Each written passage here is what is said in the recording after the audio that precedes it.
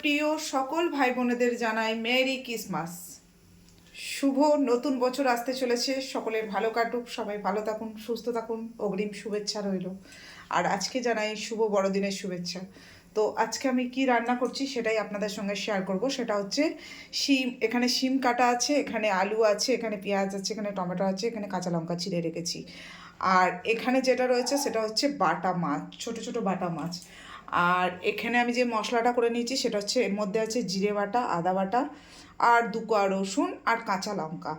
তো আজকে আমি রান্না করব কলা পাতায় এই মাছটা। তো চলুন আপনাদের সঙ্গে শেয়ার করি মাছটা কিভাবে রান্না করছি। আপনারা সঙ্গে থাকুন, সাথে থাকুন আর দেখতে থাকুন। বন্ধুরা, মাছটা কিভাবে রান্না করছি সেটাই আজকে আপনাদের সঙ্গে শেয়ার করব। আপনারা দেখতেই পাচ্ছেন এখানে আমি আলু, পেঁয়াজ, সিম সব দিয়ে দিচ্ছি এখানে, মানে সবই দিয়ে দেবো, কিছু বাদ রাখবো না। ঠিক আছে, সব কিছু দিয়ে একসাথে এটা মাখাবো। তো কিভাবে মাখাবো আর কি কি দেবো অবশ্যই সবাই দেখতে থাকো, সঙ্গে থাকো আর আমার পাশে থাকো।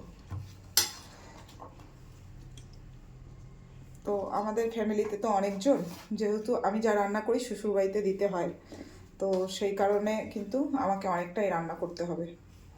তো তোমরা দেখতেই পাচ্ছ, তো এখানে আমি এটা দিয়ে দিয়েছি। এরপরে যেটা দেবো সেটা হচ্ছে এই দেখো মাছ। ঠিক আছে, মাছগুলো সব দিয়ে দেব, তোমরা দেখতে থাকো। মাছগুলো পুরো দিয়ে দেবো, দিয়ে একটু মশলা দিয়ে ভালো করে মাখিয়ে নেব। ঠিক আছে, মাছগুলো আমি এখানে দিয়ে দিলাম। এখন এখানে মশলা দিচ্ছি, জানি না ভালোভাবে দেখা যাচ্ছে কিনা।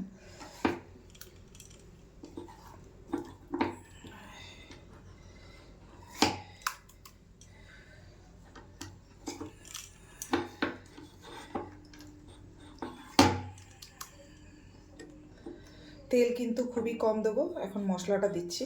তো যাই হোক, মশলাটা দিলাম, এরপরে নুন হলুদ দেবো। এরপরে দেওয়ার পালা হচ্ছে নুন হলুদ। পরিমাণ মতন হলুদ দিয়ে দিলাম, পরিমাণ মতো নুন দিয়ে দেবো। মাছে একটু নুন মাখানো ছিল যেহেতু, ওই জন্য নুনটা খুব বেশি দেবো না, নুনটা হালকা করেই দেব। তো এটা এখন মাখিয়ে নেব একটু ভালো করে।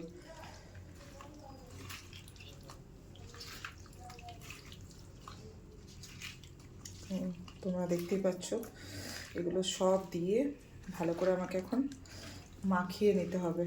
একটু ক্যামেরাটা এদিক ওদিক হয়ে যাচ্ছে, যেহেতু এক হাতে ক্যামেরা ধরে আছি আর এক হাতে কাজ করছি, যার জন্য কিন্তু ক্যামেরাটা একটু এদিক ওদিক হয়ে যাচ্ছে, কেউ কিছু মনে করো না। তো এখন দেখতে পাচ্ছ আমি বেশ করে মাখিয়ে নিচ্ছি। এখন কিন্তু তেলটা দিইনি, এরপরে তেল দেবো একটু।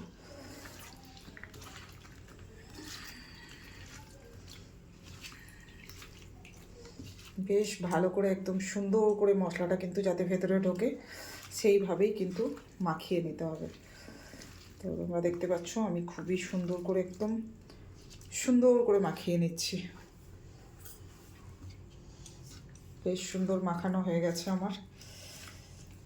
অনেকটাই সবজি হবে, যেহেতু দুই বাড়ির, ওই বাড়িতেও দিতে হবে।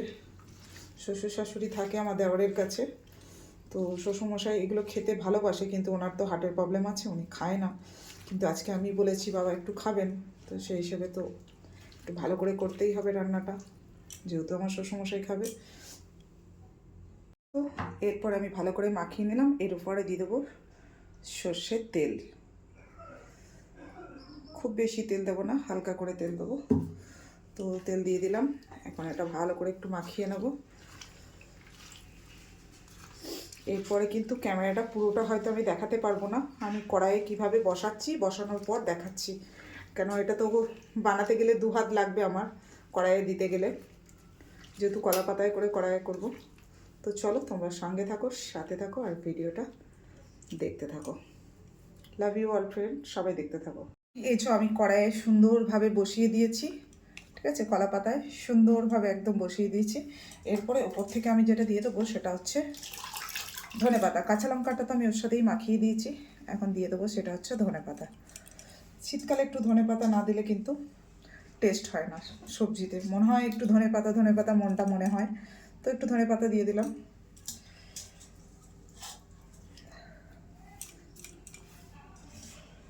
এরপরে যেটা দেব সেটা হচ্ছে কলা পাতা।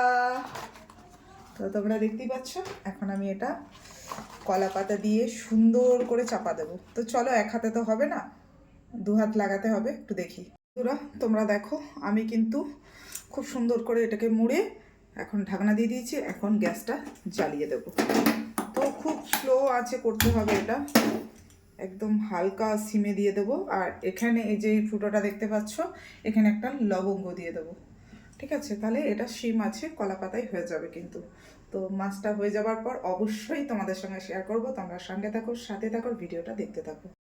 হচ্ছে আমার হয়ে গেছে মাছের রেসিপিটা। তো দেখা যাক ঢাকনাটা খুলে কি অবস্থায় আছে।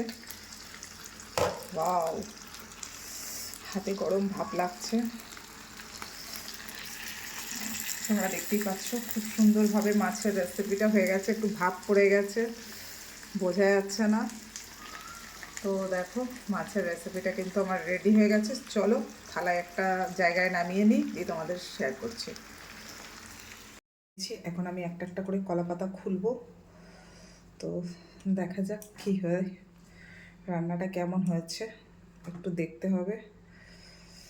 ওয়াও, জাস্ট ওয়াও, অসাধারণ হয়েছে, অসাধারণ, যাকে বলে অসাধারণ।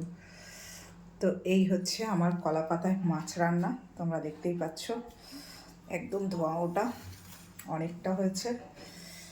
Wow, just wow. আলুগুলো দেখি গলে গেছে নাকি। ওয়াও, অসাধারণ, জাস্ট অসাধারণ, ফাটাফাটি হয়েছে। মিষ্টি বন্ধুরা, আমার কলা পাতায় মাছ রান্না কিন্তু রেডি হয়ে গেছে। প্রচণ্ড গরম লাগছে আমার হাতে, আমি নামিয়ে দিচ্ছি। তো তোমরা দেখতে পাচ্ছ কলা পাতায় মাছ রান্না পুরোপুরি রেডি। তো সবাই ভালো থাকো, সুস্থ থাকো। আর আজকে আমার মাছের রেসিপিটা কেমন হয়েছে অবশ্যই কমেন্টের মাধ্যমে জানিয়ে দিও। সকলের জন্য রইল অন্তর থেকে ভালোবাসা।